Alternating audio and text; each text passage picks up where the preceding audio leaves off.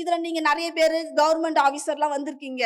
உங்ககிட்ட நான் என்ன ஒண்ணு கேக்குறேன்னா, இது மாதிரி ஜாதி ஆணவ கொலை நடக்குது இல்லைங்களா? இதுக்கு ஒரு தனி சட்ட சிறப்பு சட்டம் இருந்தா இது மாதிரி வருமா? நான் நான் பாதிக்கப்பட்டதுனால மட்டும் நான் கேட்க கிடையாது. நான் பாதிக்கப்பட்டுட்டு நான் நீதி கேட்கிறேன். ஆனா இனிமே பாதிக்கப்படக்கூடாது. அதுக்கு முன்னாடி நம்ம நீதி கேட்கணும். அதுக்கு முன்னாடி சிறப்பு சட்டம் இருக்கணும் அப்படின்னு தான் நான் கேட்கிறேன். நான் தலித்துக்கு மட்டும் சட்டம் கேட்கல.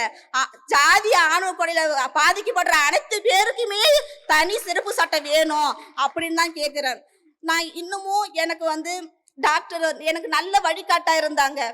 தீண்டாமை ஒழிப்பு முன்னணி மூலமா நான் பல இடத்துக்கு நான் போய் என்னோட கதைகளை சொல்றேன். ஏன் என் கதைகளை சொல்றேன் அப்படின்னா, மத்தவங்களுக்கு சிம்பதி கிரியேட் பண்றது கிடையாது.